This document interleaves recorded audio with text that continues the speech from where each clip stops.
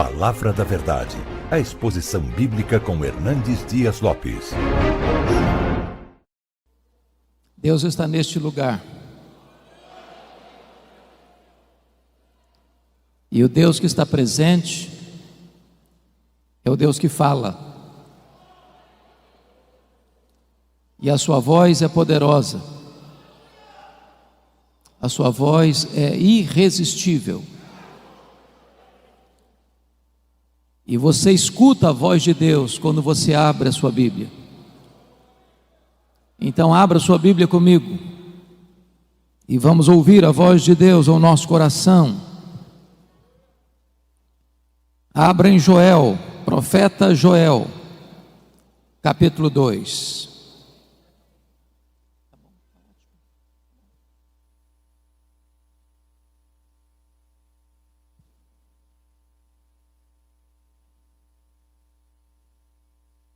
Profeta Joel, capítulo 2.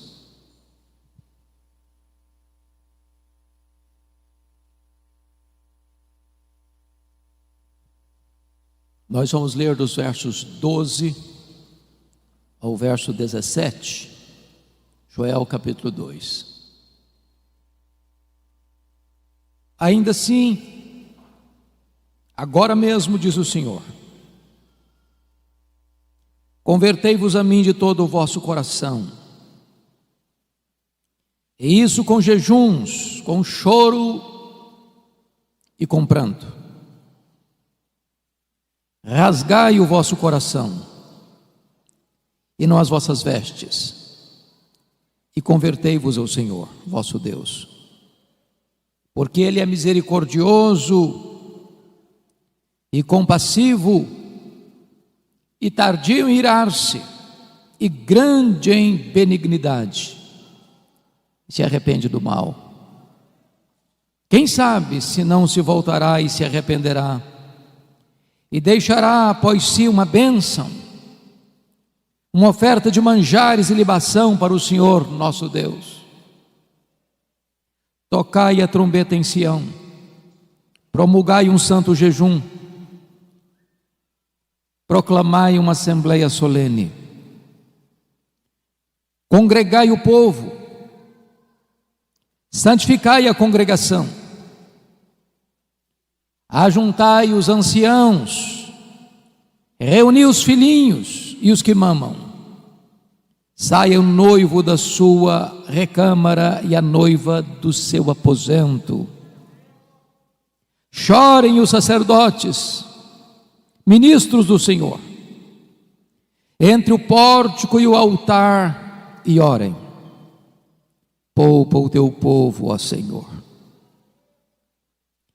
e não entregues a tua herança ao opróbrio, para que as nações façam escárnio dele, porque hão de dizer entre os povos: onde está o seu Deus? Ainda nesse mesmo capítulo, versos 28 e 29. E acontecerá depois que derramarei o meu espírito sobre toda a carne.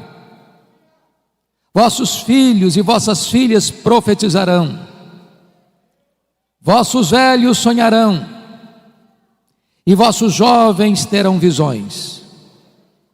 Até sobre os servos, sobre as servas, derramarei o meu espírito naqueles dias. Aleluia. Amém.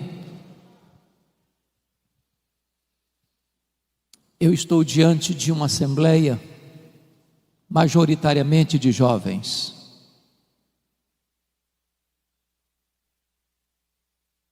E eu quero dizer a vocês, jovens, e aos demais irmãos, como vocês todos bem têm ciência de que nós estamos vivendo os tempos mais críticos, mais difíceis, mais amargos das últimas gerações.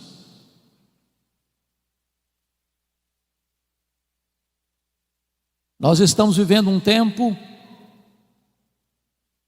onde concentradamente, deliberadamente, forças sobre-humanas e forças das trevas tem agido sem pausa para destruir os fundamentos da família, da igreja, da sociedade. Certamente há uma grande onda de cristofobia no mundo.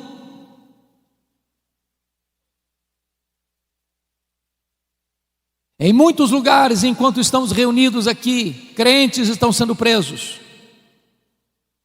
torturados, mortos.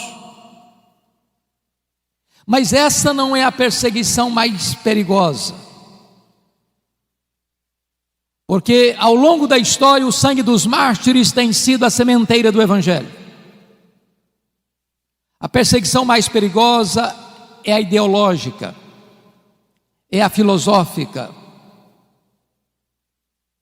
é aquela que vem de mansinho, se aninha, se instala e vai minando a fé cristã, vai destruindo os fundamentos. E esta onda que nós estamos vendo hoje, nas universidades, nos parlamentos, nas cortes,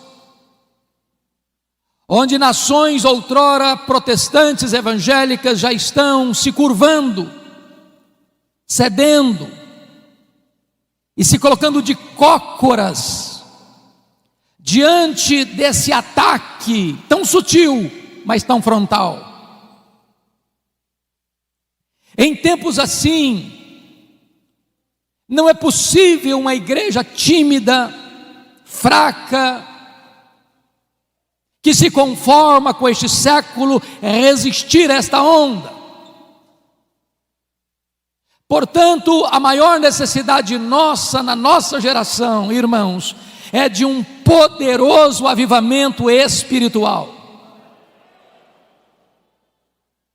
Talvez você olhe para o cenário, onde na Europa a igreja parece estar coberta de cinzas, onde você olha para a América e vê as denominações históricas rendidas ao liberalismo,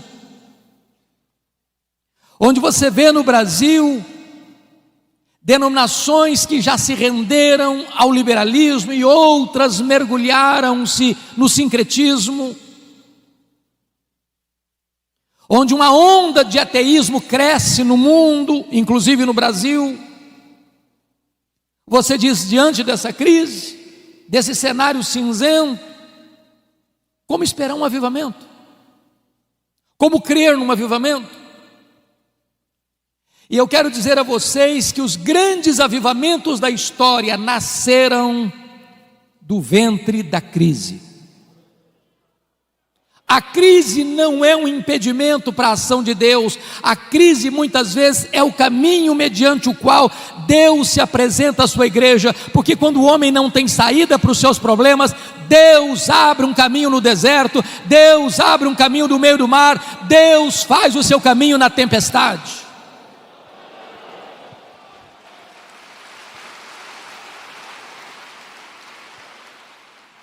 E eu queria que você, com a Bíblia aberta no texto comigo, eu preciso que você esteja com a sua Bíblia aberta no texto, para nós entendermos qual era a crise que o profeta Joel estava descrevendo, para propor um avivamento ou uma volta profunda para Deus. Por favor, olha comigo. No capítulo 1, versículo 4, para uma cultura daquela época agropastoril, ou seja, o povo só podia sobreviver da agricultura e da pecuária. Olha comigo o verso 4, o que está acontecendo? O que deixou o gafanhoto cortador, comeu o gafanhoto migrador. O que deixou o migrador, comeu o gafanhoto devorador. O que deixou o devorador, comeu o gafanhoto destruidor. O gafanhoto é um inseto que encontra pela frente um pomar e deixa para trás um deserto. O gafanhoto é um inseto que come e defeca ao mesmo tempo. E esses 4 bandos de gafanhotos trouxeram uma devastação total para a agricultura daquele tempo. Se não bastasse isso, em segundo lugar, veja comigo o verso 10, do capítulo 1. O campo está assolado e a terra de luto, porque o cereal está destruído, a vide se secou, as olivas se murcharam. O que você nota aqui é um cenário de seca severa. As chuvas não descem, o solo não produz, não tem alimento, os armazéns estão vazios, os celeiros estão vazios, a mesa está sem comida. Mas em terceiro lugar, olha comigo o verso 12 deste capítulo 1. A vide se secou, a figueira se murchou, a romeira também e a palmeira, entenda-se aqui a tamareira, e a macieira, todas as árvores do campo se secaram e já não há alegria entre os filhos dos homens. Se você percebeu, todas estas árvores descritas são frutíferas, a base da economia, a base da comida na mesa, a base da sustentação do povo. Estamos falando de uma crise de sobrevivência, não só de um ataque de insetos, mas de uma seca severa. Mas tem mais. Olha comigo o versículo 17. A semente mirrou debaixo dos seus torrões, os celeiros foram assolados, os armazéns derribados, porque se perdeu o cereal. Em outras palavras, mesmo diante da seca e do ataque de insetos, o povo ainda pegou as suas poucas sementes que tinham e apostou na esperança e plantou na esperança de que aquela semente pudesse ser regada por uma chuva e pudessem ter colheitas. Mas até esta semente morreu mirrada no ventre da terra. Mas tem mais. Como é que fica diante disso a pecuária? Olha o verso 18. Como geme o gado, as manadas de bois estão sobremodo inquietas, porque não tem pasto, também os rebanhos de ovelhas estão perecendo. Em outras palavras, agora não só não tem fruto, como não tem gado, como não tem carne, como não tem leite, como não tem manteiga, como não tem provisão, como não tem comida. A nação está assolada por uma crise financeira sem precedentes.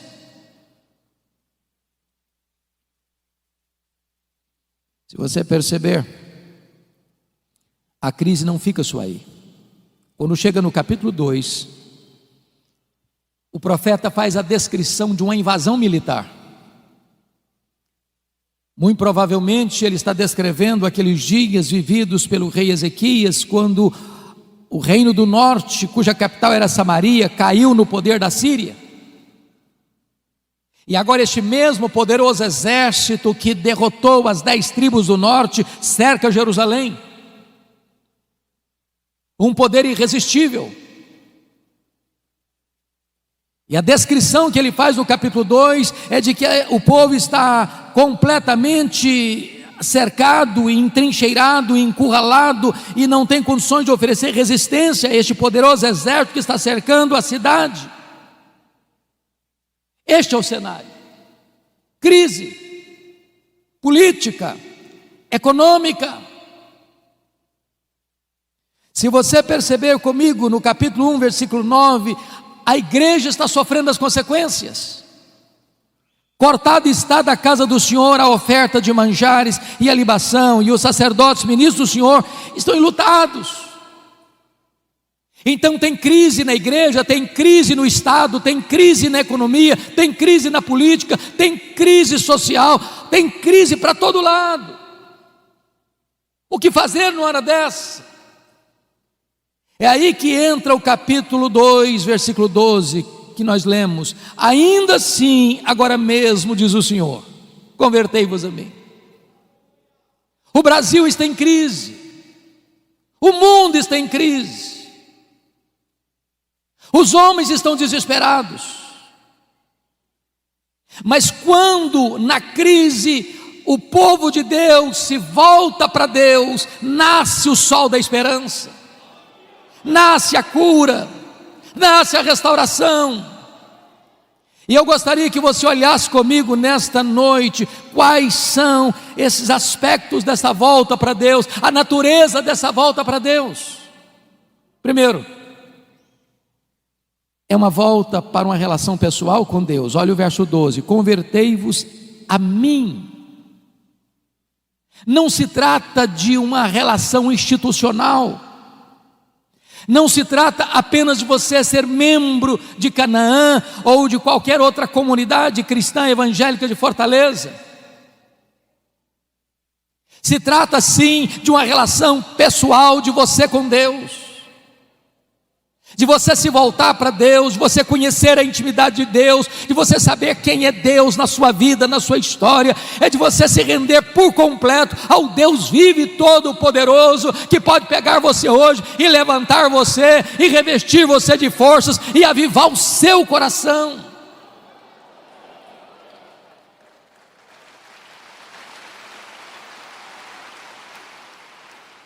Mas em segundo lugar, irmãos, esta volta é uma volta com profundidade, porque o texto diz: convertei-vos a mim de todo o vosso coração.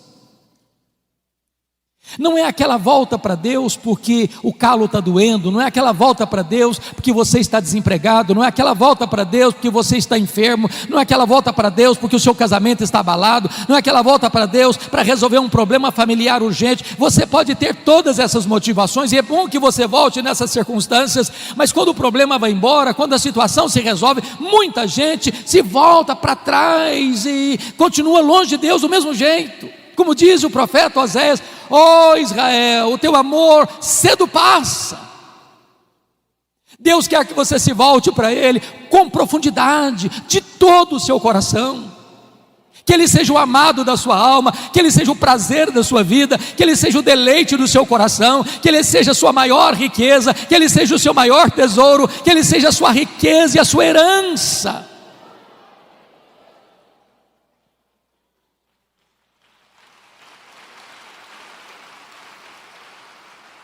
Mas em terceiro lugar, essa volta para Deus é uma volta com diligência, porque o versículo 12 diz: convertei-vos a mim de todo o vosso coração, e isso com jejuns. Parece-nos que este é um exercício espiritual, uma disciplina espiritual desprezada nos nossos dias. O que é jejum? Qual foi a última vez que você jejuou para se voltar para Deus? Jejum é quando você se abstém do bom pelo melhor. Quando você come, você se alimenta do pão da terra. Mas quando você jejua, você se alimenta do pão do céu. O pão da terra é um símbolo do pão do céu. Mas quando você abre mão do pão da terra para jejuar, você está dizendo que o pão do céu é mais importante e é mais saboroso do que o pão da terra. Jejum é fome de Deus. A nossa geração está tão acostumada com o sabor do pão da terra que perdeu o sabor do pão do céu. A nossa geração está tão acostumada com o pão da terra que perdeu o apetite pelo pão do céu. E nós precisamos buscar a Deus, entendendo que não só de pão vive o homem, mas de toda a palavra que procede da boca de Deus.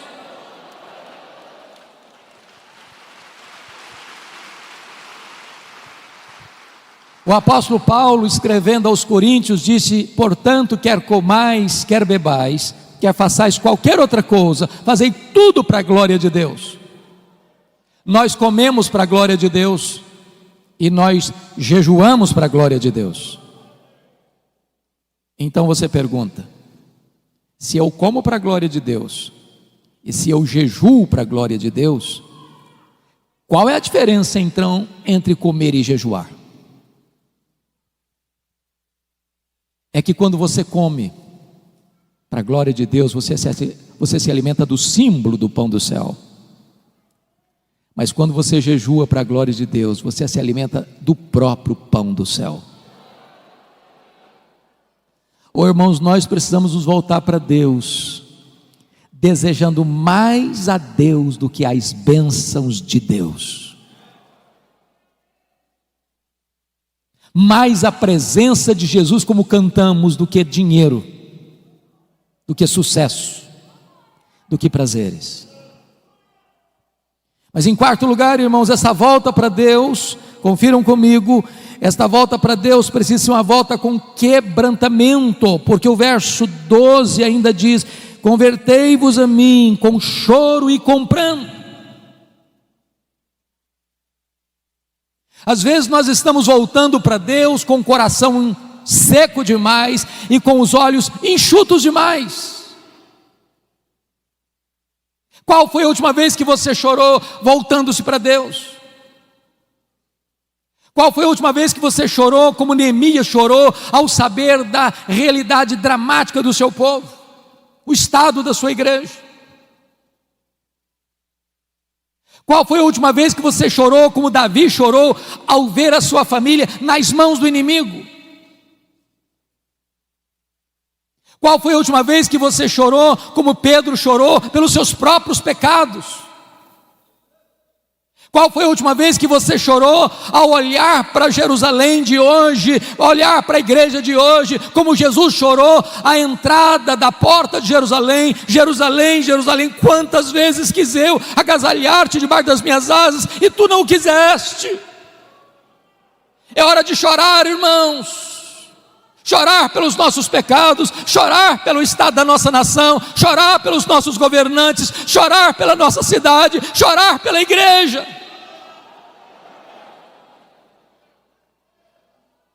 Mas notem mais, esta volta para Deus, em quinto lugar, precisa ser uma volta com sinceridade, porque o verso 13 diz: rasgai o vosso coração e não as vossas vestes, e convertei-vos ao Senhor vosso Deus. O que significa isso? Esta cerimônia de rasgar as vestes acontecia quando alguém ficava muito chocado, atônito com a situação de escândalo, de vergonha, de pecado, de opróbrio. Então, quando as pessoas viam alguma coisa muito triste, muito dolorosa, muito escandalosa, e elas ficavam com um senso de vergonha diante daquela realidade, eles rasgavam as roupas. Mas de repente a cerimônia ou o fato de rasgar as roupas foi se tornando um hábito, um costume, e virou um emblema de uma espiritualidade hipócrita, mentirosa, uma espiritualidade cênica, um teatro espiritual. E sabe, irmãos, não tem nada mais perigoso do que o nosso coração enganoso. De repente nós começamos a fingir uma espiritualidade que não temos. De repente nós temos uma espiritualidade de palco, de performance, de teatro, onde nós passamos uma ideia de que somos cheios do Espírito Santo quando estamos secos. De repente nós passamos uma espiritualidade de gente de Deus, de cheio do Espírito Santo, de oração e de piedade, que isso não acontece mais. Muitas vezes nós somos como Moisés, que desceu do Monte Sinai, o rosto dele brilhava, e diz a Bíblia que as pessoas não podiam se aproximar dele por causa da glória de Deus, do brilho do rosto dele. E então o que Moisés fez? Ele pôs um véu no rosto, para que as pessoas pudessem se aproximar. Mas esse homem tão ousado, esse homem que fez dobrar diante dele com um cajado na mão o mais poderoso império do mundo, o império egípcio, diz a Bíblia que num dia ele foi covarde, ele não foi ousado, ele não foi corajoso. Sabe que dia? Quando ele percebeu que aquele brilho do rosto dele estava desvanecendo, e ele não queria que ninguém soubesse disso.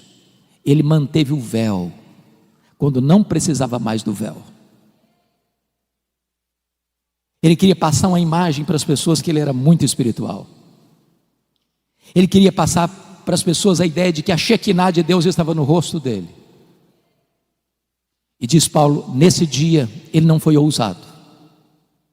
E você e eu, se queremos experimentar um poderoso reavivamento espiritual, precisamos ter muito cuidado com os clichês, com os jargões que nós criamos. Às vezes nós vamos orar, damos uma tremidazinha na voz para passar a ideia que nós somos espirituais. Deus não se importa com isso. Ele conhece o coração. Ele está dizendo: rasgue o coração, rasgue o coração, rasgue o coração nessa volta para mim.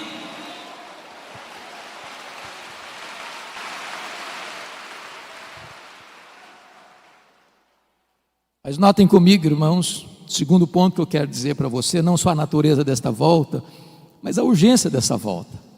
Olha no começo do verso 12, quando ele diz: ainda assim agora mesmo. O que ele quer dizer, ainda assim agora mesmo, convertei-vos ao Senhor? Se você prestou atenção na narrativa do capítulo 1 e do capítulo 2, a situação era de crise, economia combalida, a igreja sem suprimento e os sacerdotes chorando, não tem dízimo, não tem oferta. Se você olha para o campo, não tem fruto. Se você olha para o pasto, o gado está morrendo de fome e de sede. Se você olha para o cenário político, o poder de um império invasor está pronto para tomar a cidade. A crise é medonha, mas Deus está dizendo: ainda assim, agora mesmo, se vocês se voltarem para mim, se converterem a mim, eu mudo esse cenário, eu altero esse cronograma, eu transformo essa realidade triste numa situação de alegria e de vitória.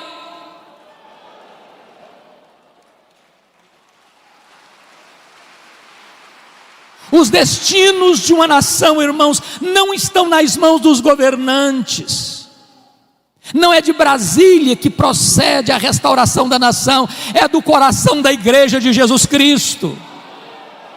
O Senhor Deus disse: se o meu povo, que se chama pelo meu nome, se humilhar e orar e me buscar e se converter de seus maus caminhos, então eu ouvirei dos céus, perdoarei os seus pecados e sararei a sua terra. Em tempos de avivamento, Deus levanta a igreja e Deus restaura a nação.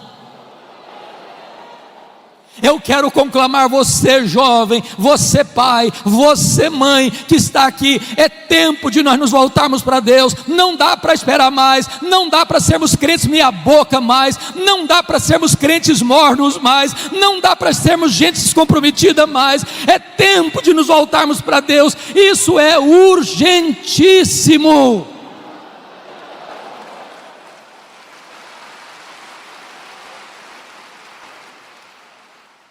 Mas em terceiro lugar,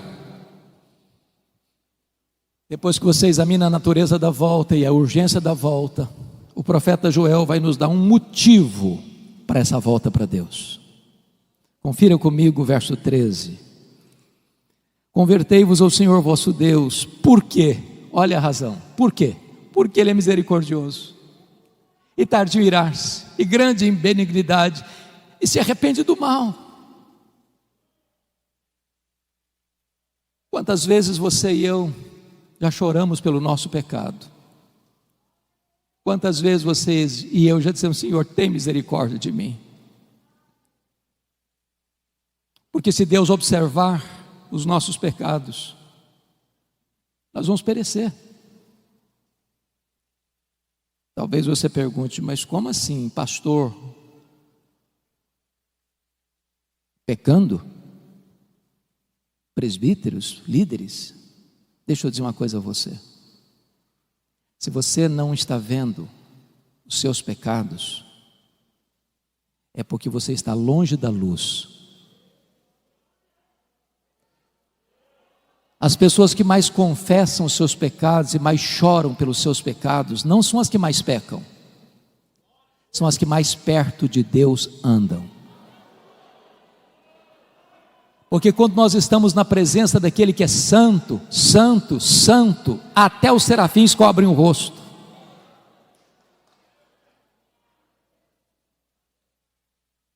Talvez uma das maiores necessidades nossas, meus irmãos, é que Deus abra os nossos olhos para entendermos quão santo é o nosso Deus. E este Deus é o Deus que é compassivo e benigno. Ele habita lá no alto e sublime trono, mas Ele habita com abatido e contrito de coração. E se você se voltar para Ele, Ele se volta para você. Se você correr para Ele, Ele vai abraçar você, Ele vai tirar suas vestes sujas, Ele vai restaurar a sua vida, Ele vai fazer uma festa com a sua volta, e você vai ter uma alegria tão gloriosa e bendita da comunhão com Ele.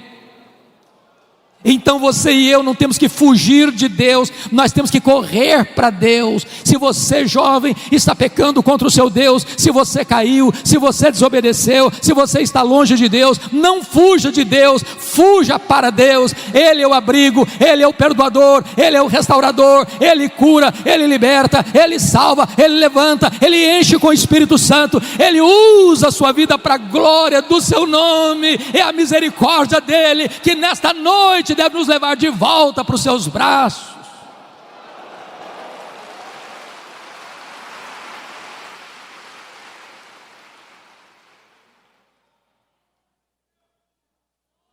Mas notem comigo, como é que deve ser esta convocação para a volta para Deus. Olha o versículo 15 comigo.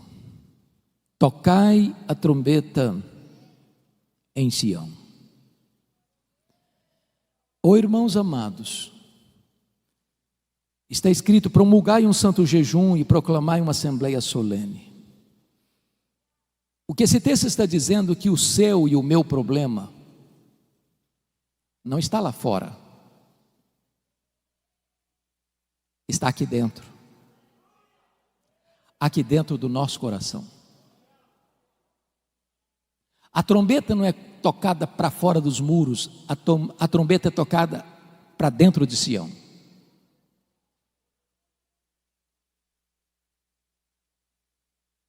Somos nós que temos que fazer um concerto com Deus.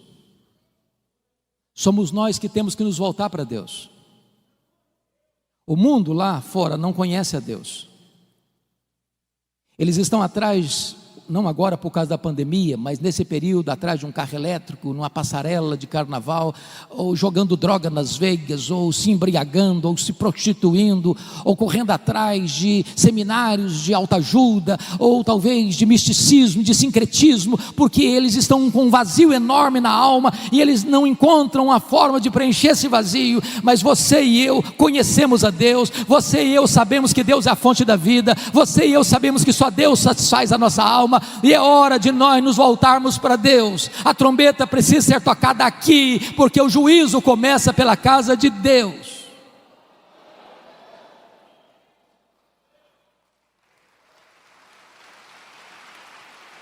O nosso maior problema não vem de fora, mas vem do nosso próprio coração. E é curioso, meus amados, que há um momento em que o jejum deixa de ser particular. Jesus disse que quando você for jejuar, não é se, é quando, porque pressupõe que crente jejua. Você deve lavar o rosto, você não deve fazer propaganda, você não deve trocar trombeta. Mas há um momento em que a crise é grande e é geral. Esse jejum não é mais particular, esse jejum é convocado, é conclamado, ele é geral, ele é para todos. E quem sabe nós precisamos hoje, irmãos, dizer: meu Deus, nós precisamos nos voltar para Ti. E todos precisam voltar. Você precisa voltar. É necessário conclamar um jejum solene, uma convocação solene, uma assembleia solene, para que todos se voltem para Deus. Mas quem são esses integrantes que vão voltar para Deus? Confira comigo, por gentileza, o versículo de número 16: congregai o povo, santificai a congregação, ajuntai os anciãos. Primeiro, os anciãos. Quem são os anciãos? São os líderes. Os primeiros a pôr o pé na água são os líderes. Os primeiros a acertar a vida com Deus são os líderes. Os primeiros a buscarem a Deus são os líderes. Os de cabeça branca precisam puxar essa fila.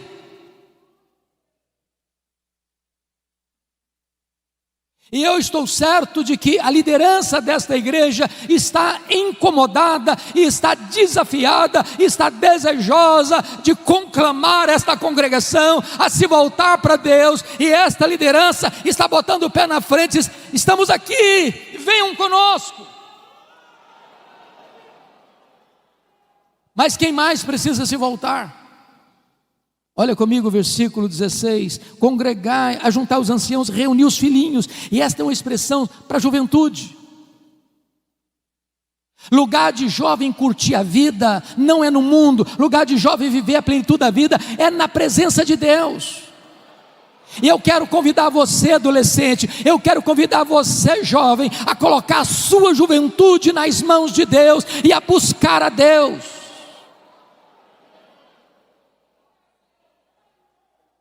Eu ontem compartilhei com o pastor Gessé da minha alegria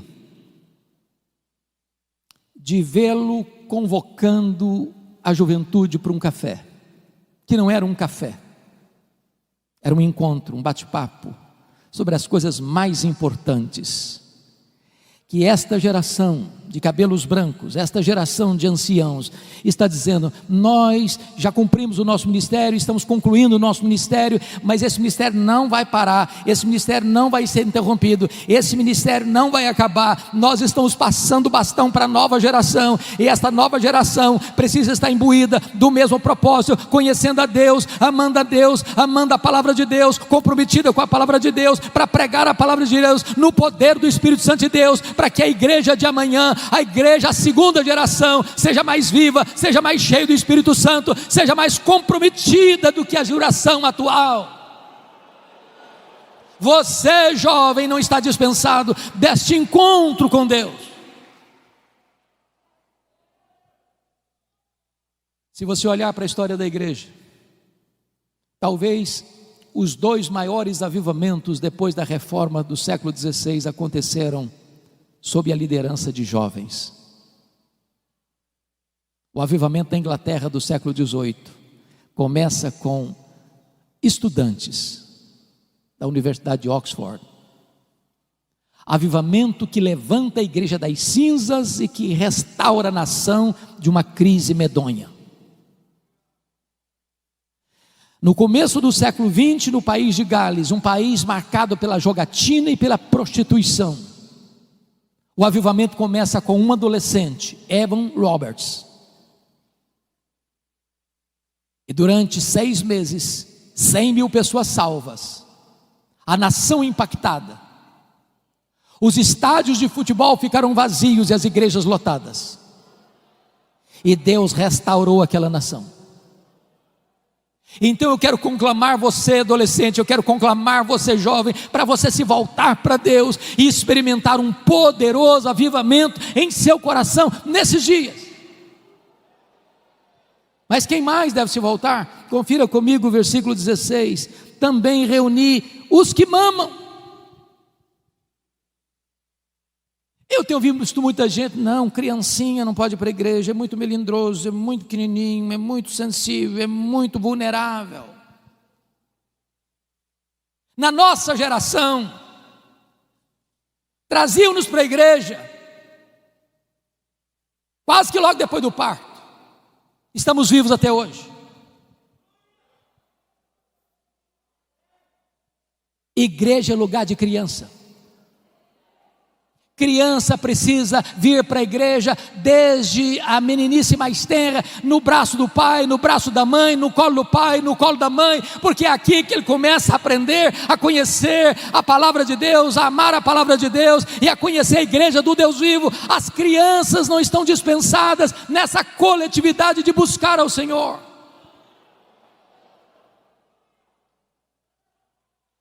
Mas preste atenção.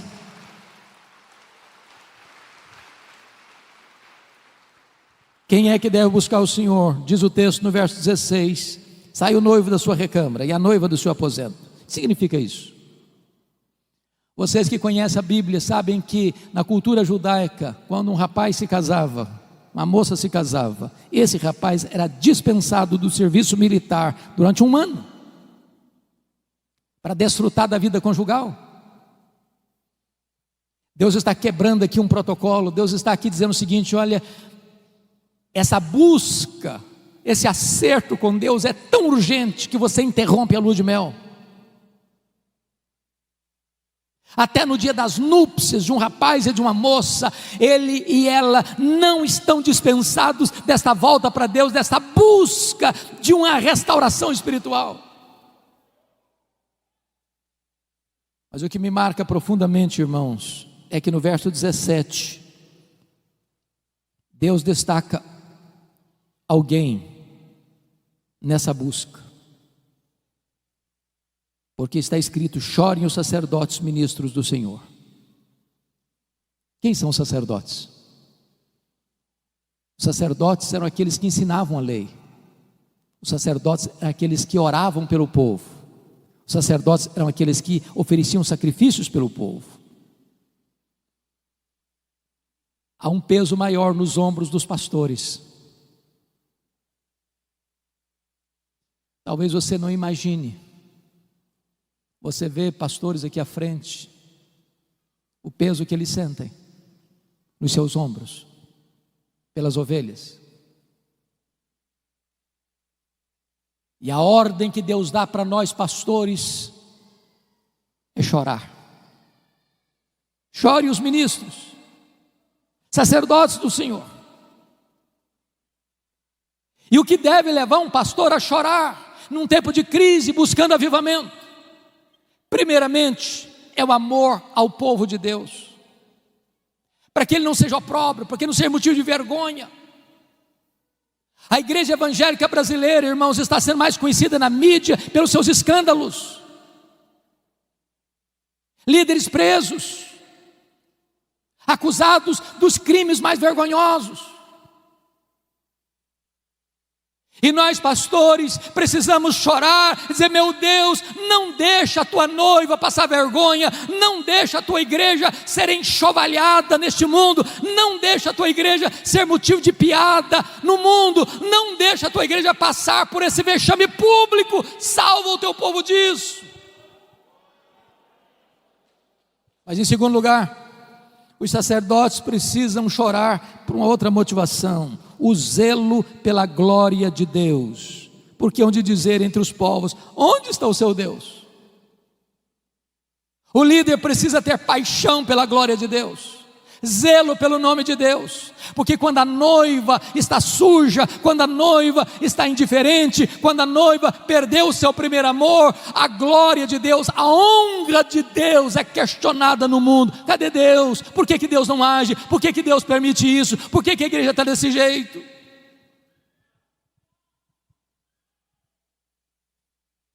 Mas notem comigo, irmãos, que quando o povo atende à conclamação de Deus, um milagre extraordinário começa a acontecer. E a primeira coisa, confira comigo o verso 18, porque tem uma palavra aí que é a dobradiça do texto, é o elo de ligação do texto. Então, o Senhor se mostrou zeloso da sua terra e compadeceu-se do seu povo. Oh, irmãos, nós aguardamos esse tempo de avivamento. Sabe o que vai acontecer?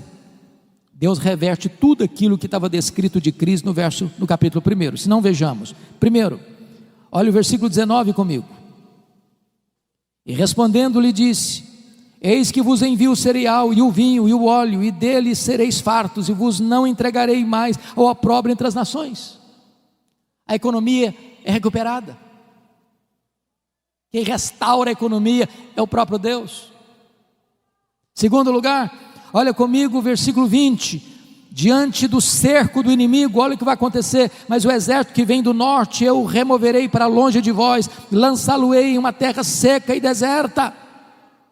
O inimigo que está entrando, invadindo, ameaçando, Deus o dispersa, Deus dá livramento. Terceiro, numa época de chuva, de seca, olha o resultado no verso 23.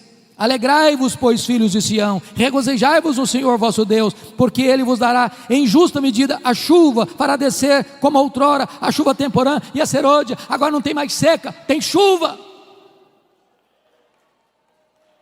Quarto lugar, diante do ataque dos gafanhotos. Olha o resultado no verso 25: restituir-vos-ei os anos que foram consumidos pelo gafanhoto migrador, pelo destruidor, pelo cortador, o meu grande exército que enviei contra vós outros. Agora preste atenção. Quem mandou os gafanhotos? Não foi o diabo? Eles não vieram de moto próprio? O próprio Deus mandou os 4 grupos de gafanhotos como disciplina ao seu povo, para que o seu povo se voltasse para Ele. Oh, irmãos amados, Deus está tocando trombetas aos nossos ouvidos. A crise mundial é uma voz altissonante de Deus à sua igreja: meu povo, volte-se para mim, volte-se para mim, volte-se para mim. Que quem tem poder de reverter essa crise sou eu. Quem tem poder de suspender essa crise sou eu. Quem tem poder de levantar a igreja e restaurar as nações sou eu.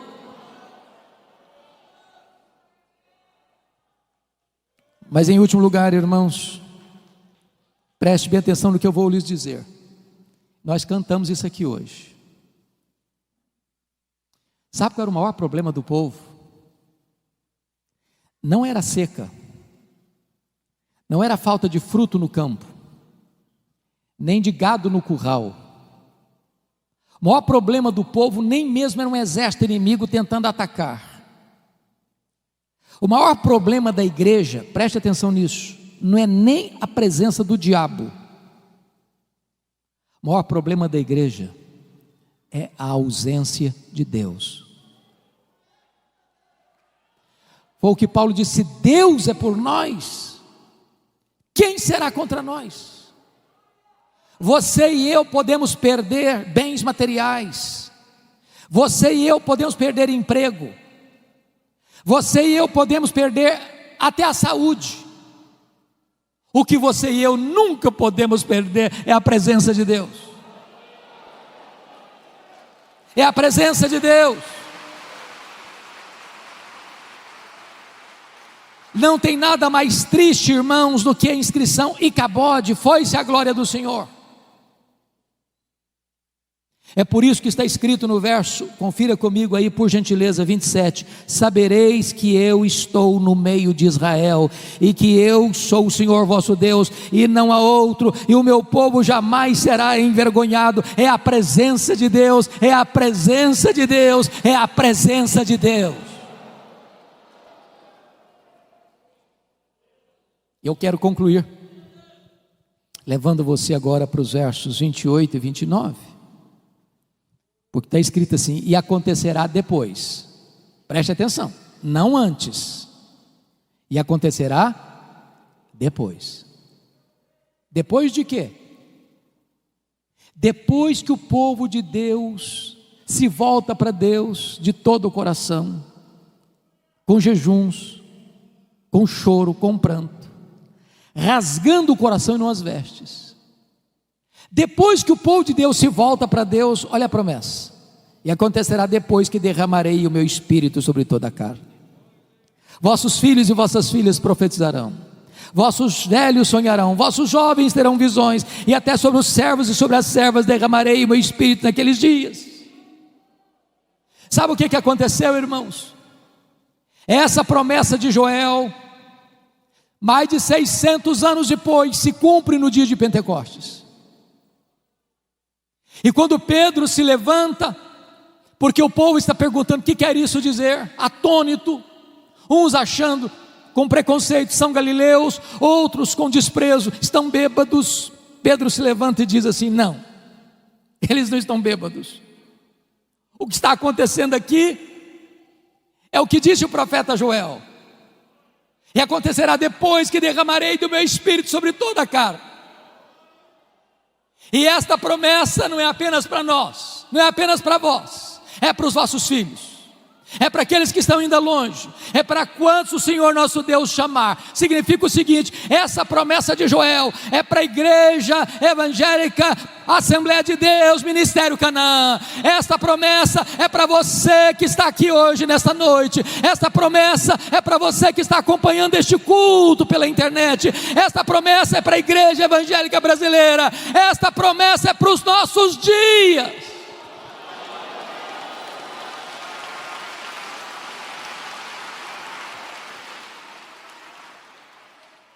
E notem vocês que quando Deus derrama do seu Espírito, Ele vai rompendo todas as barreiras humanas, porque não tem gênero, é sobre os filhos e sobre as filhas.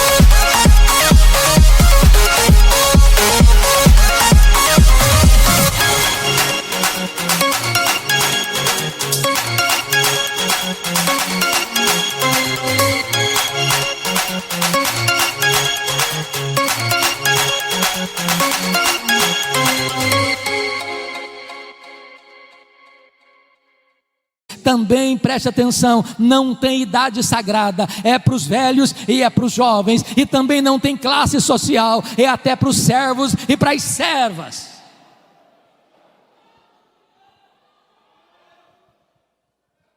E diz o texto, duas coisas eu destaco para fechar: vossos filhos e vossas filhas profetizarão. Ô pastor, como é bom ter a perspectiva de ver jovens se levantando para pregar. Deixa eu lhes dar um pequeno testemunho.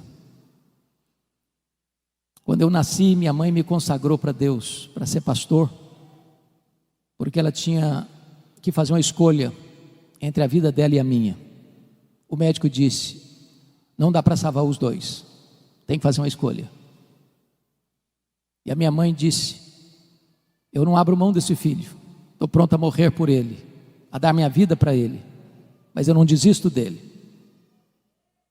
E a minha mãe fez um voto para Deus e disse: se esse filho sobreviver, eu quero que ele seja um pastor, eu o consagro para ser um ministro do Evangelho. Deus ouviu a oração da minha mãe e eu nasci. Mas a minha mãe, sábia que foi, nunca me contou esse projeto dela com Deus, porque ela não queria que eu fosse sugestionado para um seminário. Ela queria que Deus me chamasse. E o meu sonho de criança, de adolescência e de juventude era ser advogado e político. Eu não abria mão de assistir todos os comícios da minha cidade. No dia que eu fiz 18 anos, eu tirei meu título, me filiei num partido e tinha sonhos. E um dia eu estou conversando com um homem de Deus e disse para ele: depois que eu realizar os meus sonhos, que eu for um homem bem sucedido profissionalmente, eu vou entrar num seminário, fazer teologia e me preparar para servir a Deus melhor.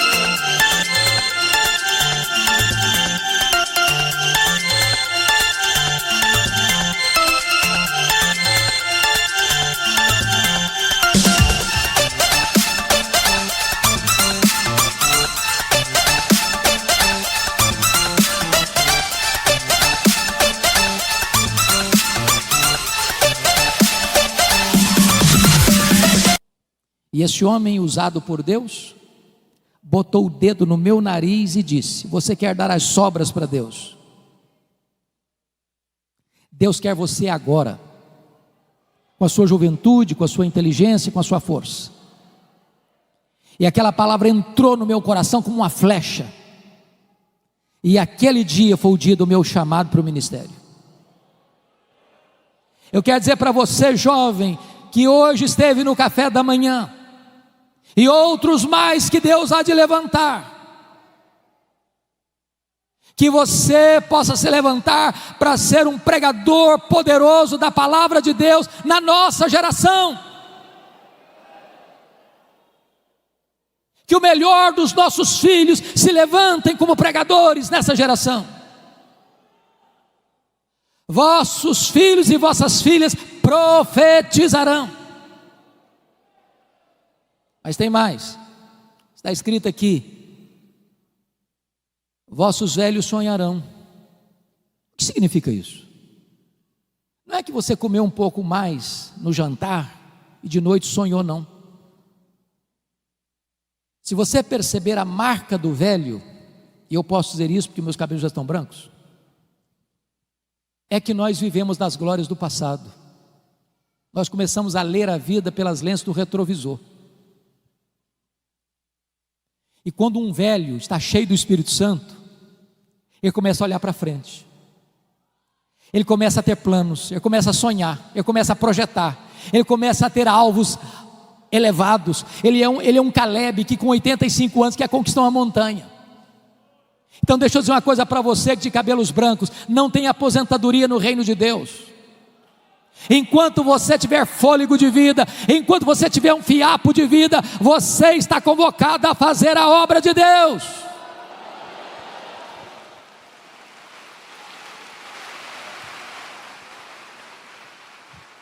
Não é hora de você vestir um pijama, não é hora de você ficar numa cadeira de balanço. É hora de você se levantar e usar a sua sabedoria, e usar o seu conhecimento, e usar a sua experiência, e usar as forças que Deus vai lhe dar para ser uma bênção nas mãos de Deus.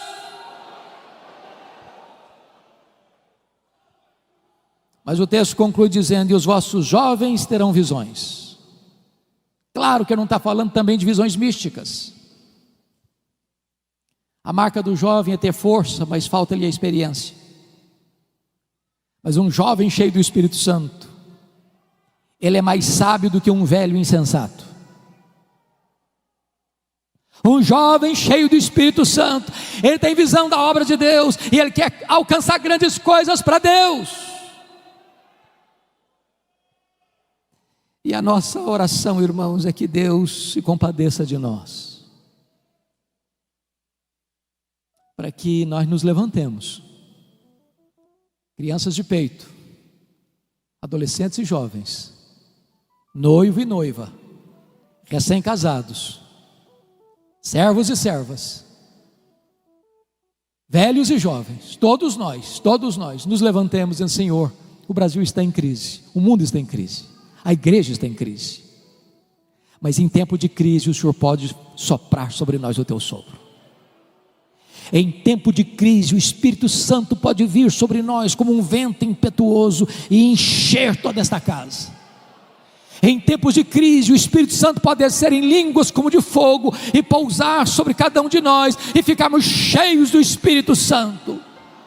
E uma igreja cheia do Espírito Santo, ela não teme prisões, ela não teme açoites, ela não teme a morte, ela não teme perseguição, ela não teme martírio, ela não teme pobreza, ela não teme o diabo, ela não teme o mundo. Ela vai avançando, e ela vai avançando, e ela vai conquistando, e a glória de Deus vai se manifestando, e os cativos vão sendo libertos, e os pecadores vão sendo salvos, e um grande avivamento há de varrer a nossa nação para a glória de Deus.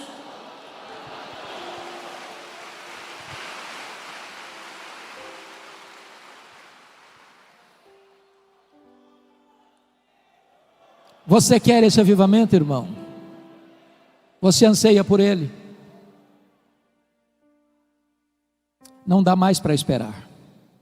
Ainda assim, agora mesmo, diz o Senhor: convertei-vos a mim de todo o vosso coração.